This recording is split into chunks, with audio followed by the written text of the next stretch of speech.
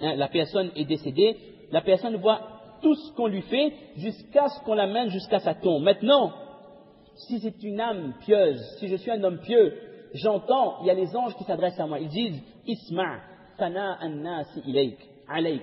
Dis, écoute comment les gens sont en train de parler du bien de toi. Écoute comment les gens sont en train de dire que ça c'était un mu'min, ça c'était quelqu'un, alhamdulillah, il était régulier dans son amal, ça c'était quelqu'un qui contrôlait son regard, ça c'était quelqu'un qui avait la crainte d'Allah dans son cœur. Ça c'est pour l'homme pieux. Les gens disent, écoute ce que les gens sont en train de dire sur toi, les gens sont en train de parler en bien de toi. Allahumma ja'alna minhum. Maintenant, je vois mon corps s'élever, en train d'être transporté par des gens jusqu'à la tombe. Je vois l'entrée du Qabristan. Si je suis un homme pieux, le hadith dit que si je suis un homme pieux, فَإِنْ كَانَ صَالِحًا قَالَتْ قَدِّمُونِي. Je vois ma tombe qui est creusée, je dis aux gens, allez-y, accélérez. Je suis content, je suis pressé d'aller découvrir ce nouveau monde où il y aura encore plus de rahma. وَإِنْ كَانَتْ غَيْرُ صَالِحًا قَالَتْ يَا وَيْلَهَا أَيْنَ تَذْهَبُونَ بِهَا. Et si c'était une âme qui a désobéi à Allah durant toute sa vie, là la personne dit, mais qu'est-ce que vous faites? Où est-ce que vous êtes en train de m'amener? Vous ne comprenez pas pourquoi mon frère, pourquoi mon enfant m'amène de ce trou? C'est mon fils, c'est mon sang, pourquoi il m'amène de cet endroit? Ça c'est l'âme de la personne qui a désobéi à Allah subhanahu wa ta'ala. Également de ce moment, de ce laps de temps où on nous amène vers la tombe, vers le trou qui a été creusé, certaines versions disent que innal malaikata la tamshi amama al-janaza. Les anges, ils accompagnent le cortège, ils viennent avec nous au moment où on va être enterré. Et là, on entend les anges qui parlent entre eux. Ils parlent pas avec nous là. Ils parlent entre eux. Et qu'est-ce qu'ils disent? Ma qaddama fulan. Entre eux, ils disent que qu'est-ce qu'il a fait lui? Il a amené quoi avec lui comme action? Et alors que les gens sont en train de dire ma taraka fulan. Qu'est-ce qui intéresse nos héritiers? Qu'est-ce que papa a laissé? Qu'est-ce que dada a laissé comme bien? Qu'est-ce que je vais avoir demain avec l'huissier, le notaire ou autre chose? Mais les anges ne demandent pas ma qaddama fulan. Qu'est-ce qu'il a avec lui comme action? C'est la seule chose qui intéresse les anges. Maintenant, si c'est un kafir ou un fasik, il ne comprend pas pourquoi il pose cette question. C'est quelqu'un qui ne connaît pas qu'est-ce qui va se passer, pourquoi il dit ça. Mais le mu'min, il sait qu'alhamdulillah, il sait qu'est-ce qu'il a avec lui comme bonne action. Et il sait que l'étape qui vient, comme la première étape, il a eu la bonne nouvelle. Il a vu l'ange de la mort de cette manière. Il a vu le cortège d'anges de cette manière. Il a vu l'ange de la bénédiction. C'est à lui qu'on a remis mon âme. J'ai vu mon âme monter, saluée par les anges, se prosterner devant le arsh d'Allah. Je sais que l'étape qui vient, ça va être que du bonheur, ça va être que de la bénédiction pour moi. Et là, maintenant, on me pose dans ma tombe. Là, je vois les derniers rayons de soleil de ce dunya. Là, je ressens les dernières brises de vent de ce dunya. Je vois les derniers arbres, parce que le maït voit tout. Je vois les dernières feuilles d'arbres du dunya, jusqu'à ce que les gens jettent les poignées de terre. Minha khalaqnakum, wa fiha nu'idukum, wa minha nukhrijukum taratan ukhra. Jusqu'à maintenant, c'est nous qui le faisions, qu'on enterrait les gens. Maintenant, on entend les gens lire ces 3 versets du Coran, et les gens en train de lancer des poignées de terre pour m'enterrer. Et là, jusqu'au moment où je vois les dernières personnes, je vois les gens qui sont là autour de ma tombe, je vois ceux qui sont descendus pour m'amener en bas. Je vois mon frère, je vois mon meilleur ami, je vois mon collègue de bureau, tout le monde a fait le déplacement pour venir à mon maïet pour m'enterrer. Mais à un moment donné, je me rends compte que mon meilleur ami ou mon collègue ou mon frère, il s'en va. Pourquoi il s'en va? Vous savez pourquoi il s'en va? La réponse est bête. Parce qu'il est 14 heures. Et 14 heures, qu'est-ce qu'il a? Il doit aller au travail. Je vois mon voisin. Il est en train de pleurer la mort de son voisin. Il pleure mon décès, il est en train de faire doigt pour moi. Mais lui aussi, à 14 heures, il s'en va. Pourquoi il s'en va? Parce qu'il doit déposer ses enfants à l'école. Cette situation-là, on l'a tous vécue, dans notre sens. On a enterré des gens, on a fait doigt, on a lu les versets du Coran. À un moment donné, on regarde sa montre, on regarde son GSM, quelle heure il est. Je dois partir. Je ne veux pas rester jusqu'au soir devant une tombe, même si c'est ma femme qui est morte, même si c'est ma maman aux mains, comme mon a chanté. Autant je peux aimer ma mère, mais à un moment donné, le dunya me rappelle. Je ne peux pas rester. Il n'existe pas un être humain qui est resté, à part dans les contes de fées, devant la tombe et qui est mort sur la tombe. Ce n'est pas possible. Parce que le monde des vivants ne peut pas côtoyer le monde des morts. Ce sont 2 mondes opposés. Ils n'ont pas resté ensemble. Et là, je vois qui? Je vois mon père. Ajib. Mon papa est venu m'enterrer. Et mon père, il pleure. Ça, c'est pas un hadith, ça, c'est des cas de figure, ça. Il pleure. Pourquoi est-ce qu'Allah a repris mon fils? Alors que c'est moi qui avais 70 ans. Mes chers frères, c'est pas que les vieux qui meurent. Mon fils avait 30 ans. Il est marié, il a 2 enfants. Et Allah l'a repris dans un accident ou à cause d'une maladie ou autre chose. Moi, j'ai 70 ans, c'est moi qui devais partir. C'est pas lui. Et mon père, il est inconsolable. Il ne comprend pas pourquoi Allah a repris son enfant. Et je vois et mon papa, là aussi, il doit partir me demander. Pourquoi? Parce que mes enfants sont avec lui. Et mes enfants, qu'est-ce qu'ils font?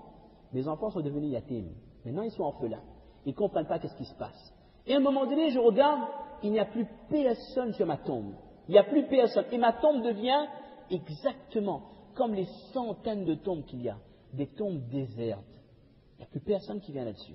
Et lorsqu'il n'y a plus personne, le hadith il dit que le défunt, le mayyit entend les pas de la dernière personne qui est en train de quitter sa tombe, qui est en train de s'éloigner. Et là, une fois, le hadith, le prophète m'avait dit que le prophète avait assisté à un enterrement d'un sahaba. Et à un moment donné, il avait dit au sahaba, maintenant, ud'u, on tous les hadiths, ud'u li sahibikum bit-tabat fa innahu al-an yus'al. Demandez doigt pour votre compagnon. Maintenant, les anges sont en train de lui poser des questions. Notre prophète pouvait voir ça. Les gens étaient partis, notre prophète est resté un instant. Il a dit aux sahaba, maintenant les anges sont arrivés. Les 2 anges sont là. Demandez doigt, oh Allah, donne-nous la possibilité de répondre aux questions. C'est maintenant que les questions sont en train de commencer. Ça, c'est le musulman qui a quitté ce dunya. Il se rend compte qu'il n'y a plus personne. Le hadith dit que lorsqu'un musulman va être enterré, sa famille l'accompagne, ses biens l'accompagnent, ses a'mal l'accompagnent. Lorsqu'il est posé dans sa tombe, la famille retourne. Les biens sont partagés. La seule chose qui va rester avec cette personne, c'était quoi? C'était ses a'mal, ses actions bonnes ou mauvaises. Et moi, j'ai fait quoi durant toute ma vie? J'ai travaillé. J'ai fait le maximum pour avoir beaucoup d'argent. Je voulais avoir un gros patrimoine. Je voulais avoir de belles voitures. Je voulais que quand je meurs, chacun de mes enfants a un appartement. J'ai travaillé. J'ai gardé mon argent. J'ai pas joui de mes biens. J'ai voulu faire en sorte qu'au bout de 25 ans d'économie, que chaque enfant, il a une maison. Quand je meurs, mon cœur est tranquille. Votre cœur est tranquille, mais on l'a pas ça au bout de cœur. Tes enfants sont tranquilles. Ils seront pas à la rue, ils n'auront pas de loyer à payer, d'accord. Mais toi, tu as sacrifié ton iman, ton ruh, pour le plaisir de tes enfants, et qui risquent un jour de faire le même cheminement pour leurs enfants et leurs petits-enfants. Parce que j'ai pas compris c'était quoi le dunya. J'ai pas compris que ce dunya, il y a des milliards de personnes qui ont été trompées comme moi par ce dunya. Et le imam, le plus grand des gens qui ont été trompés, c'était qui? C'était Pharaon. Comme on a dit tout à l'heure, mes chers frères, je peux être aussi riche que je veux. Je peux être Bill Gates, je peux être l'homme le plus puissant. Je ne pourrai jamais être plus riche que Pharaon. Et Pharaon, il y avait un mu'min qui a dit que Ya qawm, attention, lakumul mulku al-yawma zahirina fil ard. En apparence, en ce sens, en apparence, vous avez la royauté. Vous avez plein de choses, mais c'est ce que vous voyez, ça, faites attention. Imaginez un jour, Allah il reprend. On retourne auprès d'Allah en ce sens. Qui nous protège? Pharaon dit que non, pas vrai tout ça. Pharaon, qu'est-ce qu'il a dit? Pharaon dit à son peuple, au peuple, il a fait une annonce. Ya qawm, alaysa li mulku Misr. Vous ne voyez pas le royaume d'Égypte. Tout ça m'appartient.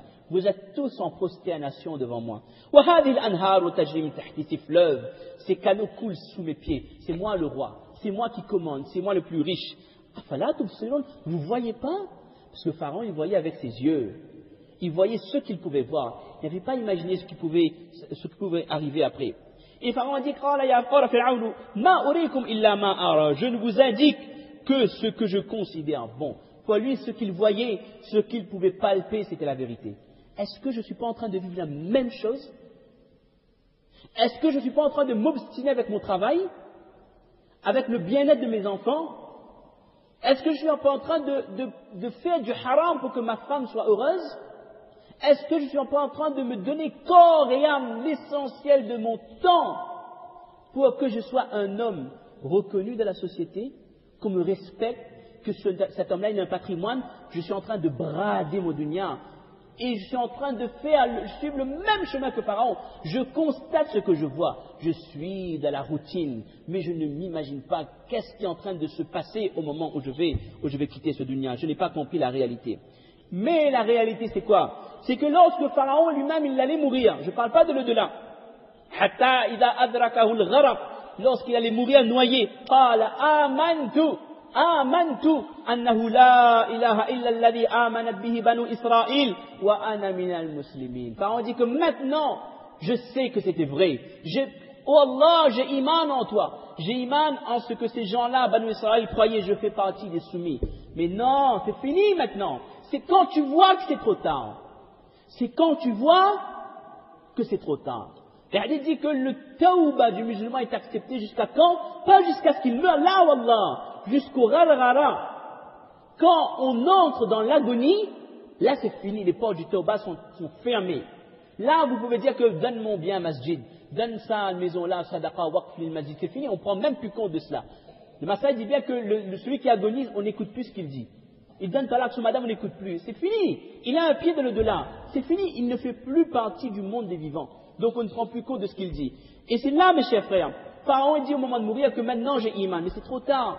Et si moi-même, quand j'arrive à un certain âge, quand je vais mourir, je me rends compte que j'ai vécu 50 ans. 50 ans, j'ai travaillé ce dunya. Et au moment de mourir, on se rend compte que c'est passé tellement vite.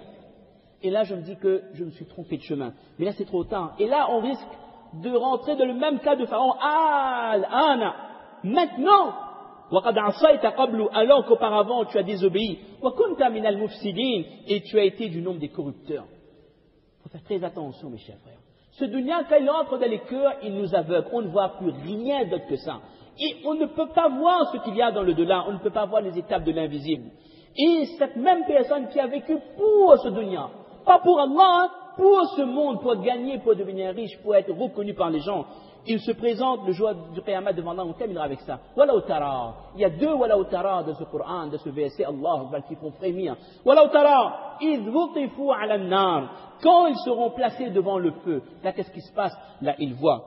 Faqalu ya laytana nurad. Oh, si seulement on pouvait être renvoyé sur le dunya. Wala nukazziba bi ayati rabbina.